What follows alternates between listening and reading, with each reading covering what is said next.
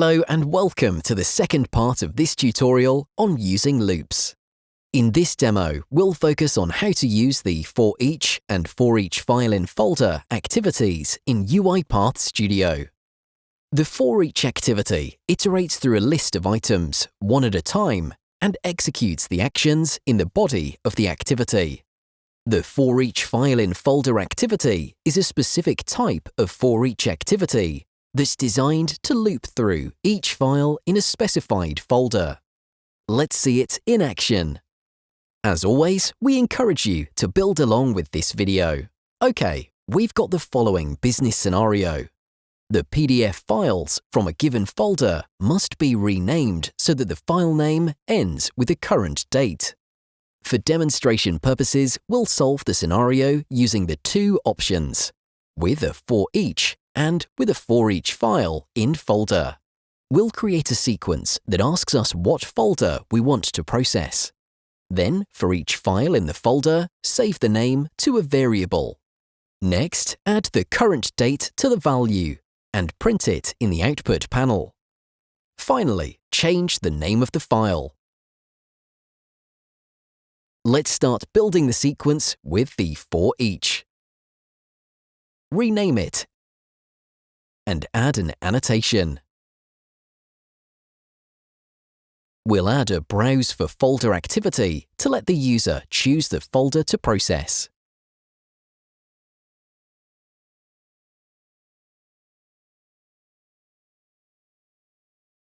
This activity opens a dialog box prompting the user to select a folder and saves the folder path to a string variable.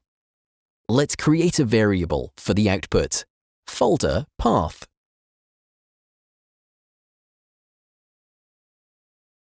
Next, we need an activity to get the files from the folder. To achieve this, let's use an assign activity and rename it. Let's create a variable by using Ctrl+K shortcut and name it Invoices Names Array. For the value field, let's use the directory .getFiles vb.net method. Using this method, we can retrieve all of the files within a specific folder. Let's not forget to change the data type for this variable to an array of strings. Now, we want to loop through the elements of this array. So how do we do this? By using the ForEach activity. This activity helps us to step through each element in the folder. We add the date to the name, log the result, and then change the name of the file in the folder. Let's have a quick look at the Properties panel. The type argument is by default object. Furthermore, we have an input property called max iterations that we'll use later in the process. Let's change the current item to invoice name and add the Invoices Names Array variable to the in field. We notice that the type argument property automatically changed to string. Perfect.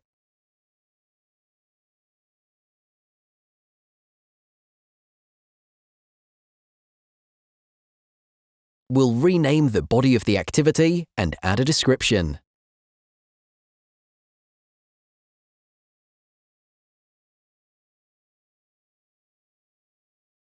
So, what's next?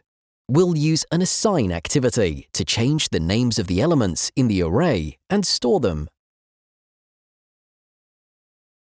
We'll create a new variable of type string. Let's call it new invoice name. To modify the values, we'll use the replace now.toString vb.net methods.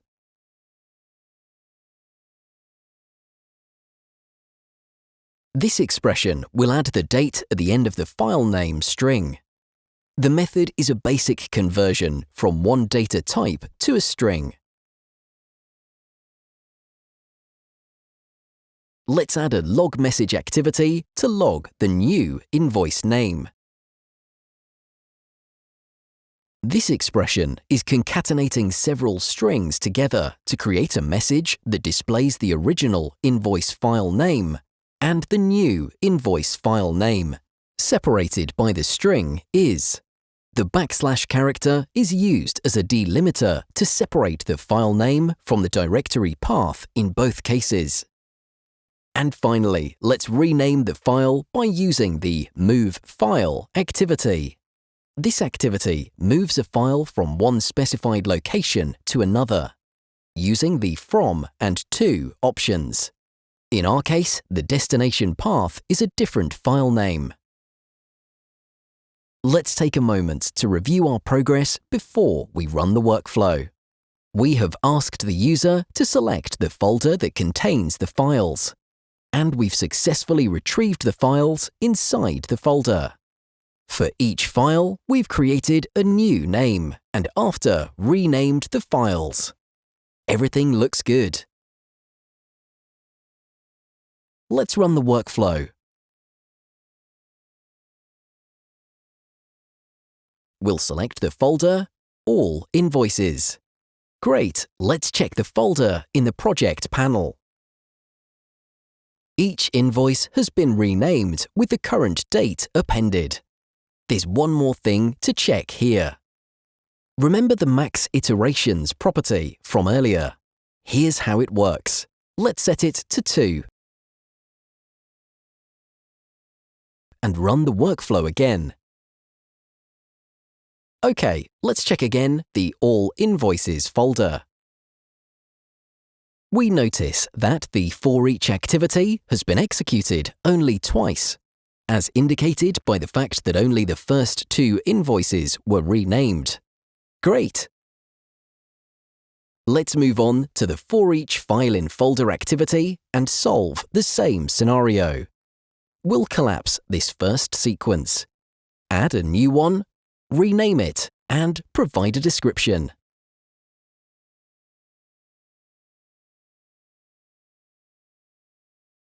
Before running the second sequence, we must restore the invoices to their original names. OK, we'll build a similar structure to the previous one. We can use the new invoice name variable, but we need to make it accessible from any sequence.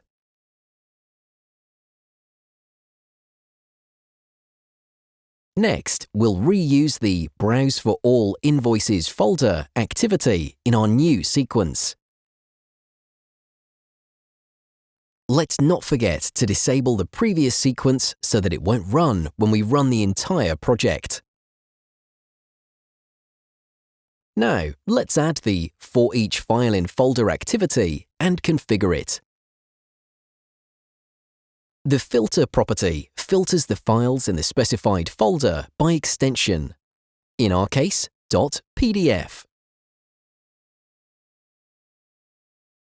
In the Folder property, we'll use the folder path variable that we already have. Let's change the current file to invoice name.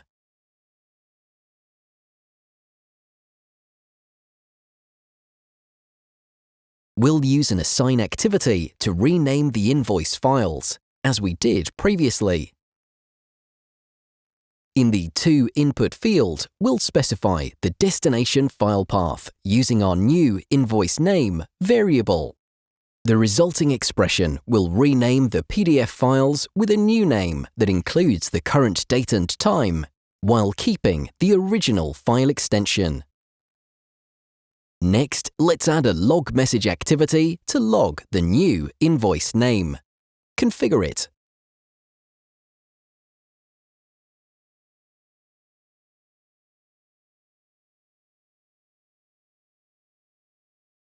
And finally, let's rename the file by using the Move File activity.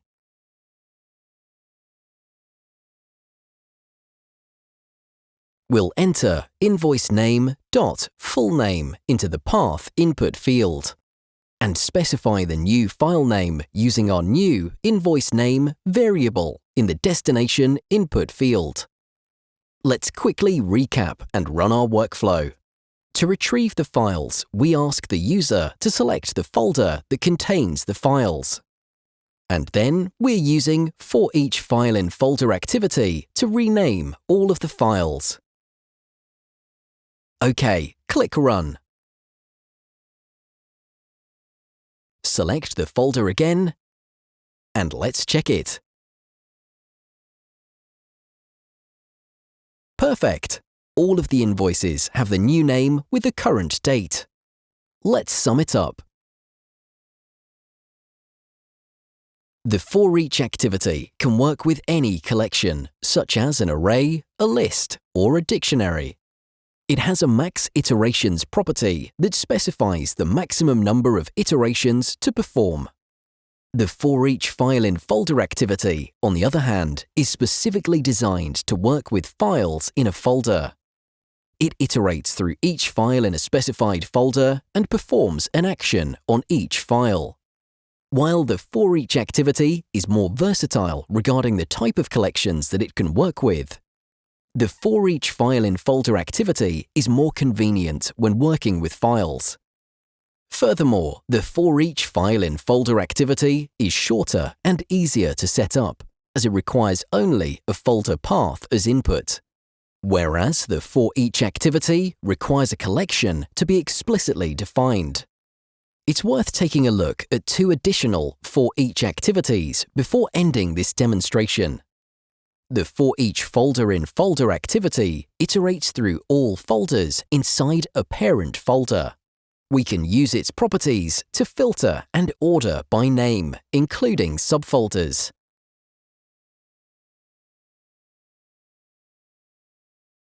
Next, the For Each Row in Data Table activity is designed to execute a specified action for each row in a given data table variable.